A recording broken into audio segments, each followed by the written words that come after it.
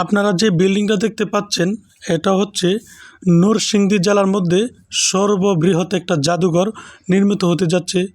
এবং এটা কোথায় অবস্থিত এবং কী বিষয় নিয়ে জাদুঘরটি নির্মিত হতে যাচ্ছে, আসুন আমরা সেই বিষয়টি জেনে নিই। তো দেখতে থাকুন ভিডিওটা শেষ পর্যন্ত।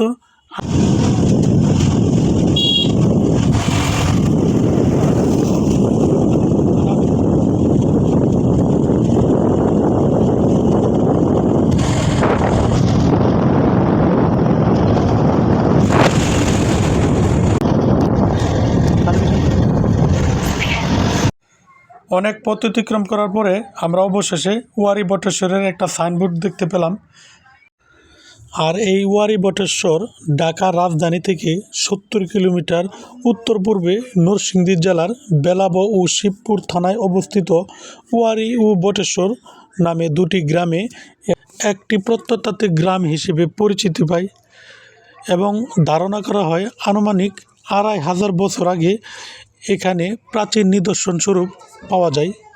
1933 সালে মাটি খননকালে একটা পাত্রে প্রায় 33টির মতো প্রাচীন মুদ্রা পাওয়া যায় এবং সেগুলো স্থানীয় স্কুল শিক্ষক মোহাম্মদ হানিফ পাঠান নিজে সংগ্রহ করেন।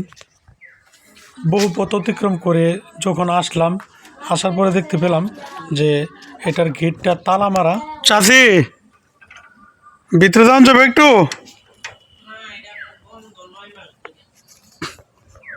হ্যাঁ, কি কারণে বন্ধ?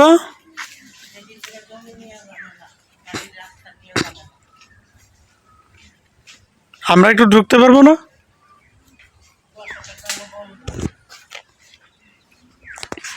তো যাই হোক, আমরা অনেক কষ্ট করে আসার পর এই জায়গায় ঢুকতে পারি নাই এবং আমরা জানতে পারি যে এখানে যে সব জিনিসপত্র পাওয়া গিয়েছিল সেগুলো একজন বৃদ্ধ লোক ওনার নিজস্ব তত্ত্বাবধানে উনি সংরক্ষণ করে রেখেছেন। তো আমরা চলে যাব এখন ওনার বাড়িতে সেগুলো দেখার জন্য। তো আপনারা চলুন। এবং যেগুলো এখানে থেকে যায় তা হচ্ছে পুরাতন আমলের প্রাচীন রাস্তা এবং পুরাতন আমলের ইট দ্বারা নির্মিত বিল্ডিংয়ের খণ্ড বিশেষ এবং আরও কিছু পিলার, বিভিন্ন কিছু থেকে যায়। যিনি এগুলো এখন পর্যন্ত নিজের তত্ত্বাবধানে সংগ্রহ করে রেখেছেন তিনি হচ্ছেন হানিফ পাঠানের ছেলে মোহাম্মদ হাবিবুল্লাহ পাঠান। পরবর্তীতে তিনি 1975 সালে ওয়ারী বটেশ্বর থেকে আরও প্রচুর কিছু নিদর্শন সংগ্রহ করে জাদুঘরে পাঠান এবং ওনার বাড়িতে নিজস্ব তত্ত্বাবধানে একটা পাঠাগার স্থাপন করেন এবং এখানে নির্মিত হতে যাচ্ছে বিশাল এই জাদুঘরটি। অবশেষে আমরা চলে আসলাম নতুন নির্মিত সেই ভবনে, যেটা জাদুঘরের জন্য নির্মিত হয়েছে।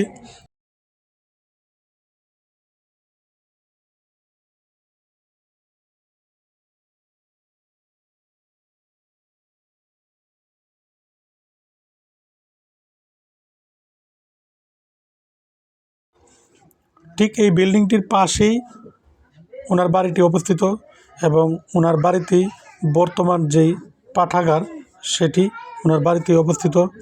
আসুন আমরা পাঠাগারটি থেকে আমরা ওই বিল্ডিংয়ের যে সব প্রত্নতাত্ত্বিক জিনিসপত্র নেওয়া হবে সেই প্রত্নতাত্ত্বিক পুরনো প্রাচীন আমলের জিনিসপত্র আমরা দেখে আসি।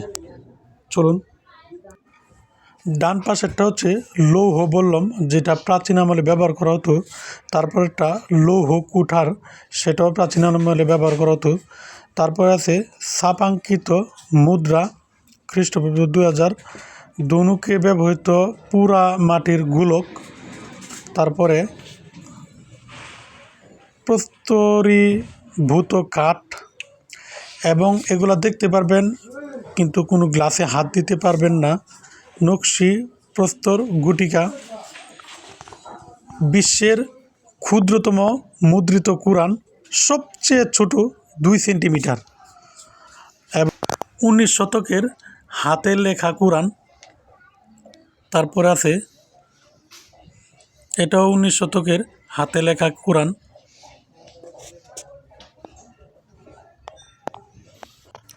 17 শতকের হাতে লেখা কাব্য পদ্মপুরাণ।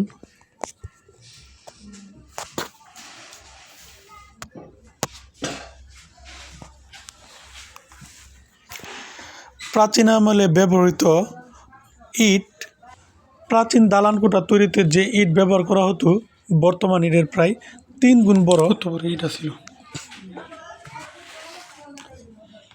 বাংলাদেশে 1 পয়সার মুদ্রা 1972 সনের। প্রত্যেকটা জিনিসেরই গ্লাসে লেখা আছে এবং গ্লাসে হাত দেওয়া নিষেধ। আপনারা দেখতে থাকুন, প্রত্যেকটা জিনিসের নিচেই লেখা আছে। আমি জুম করে দেখানোর চেষ্টা করেছি প্রত্যেকটা জিনিস, আপনারা দেখতে থাকুন। এটা হচ্ছে শিলপাঠা,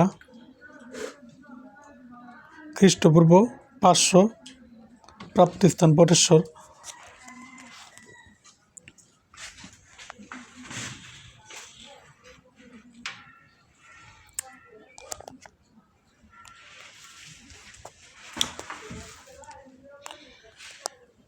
এই যে বই, বহুত পুরান আমলের এই বইগুলা, অনেক কিছু বই দেখা গেছে হাতে লেখা,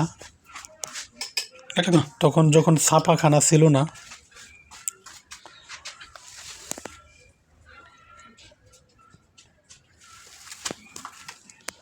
এগুলো প্রাচীন ব্যবহার্য জিনিসপত্র, প্রাচীন ভারত এবং বাংলাদেশের প্রাচীন মুদ্রা।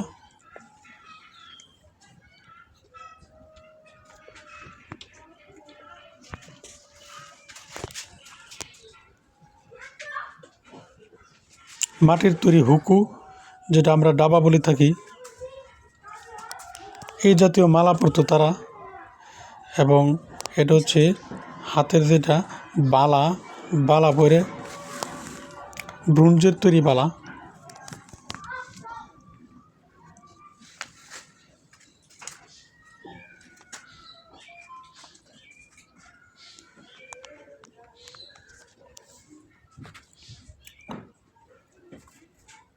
এটা হচ্ছে লুটা, যেটা বদনা বা লুটার মতো যেটা বলা হয়।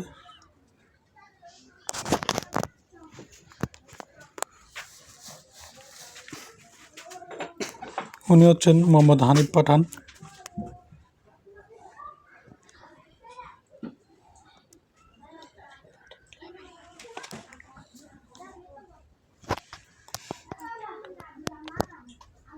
এটাই ওনার মোহাম্মদ হাবিবুল্লাহ পাঠানের নিজস্ব লাইব্রেরি, সংগ্রহশালা। এই পুরানো আমলের সিন্দুক।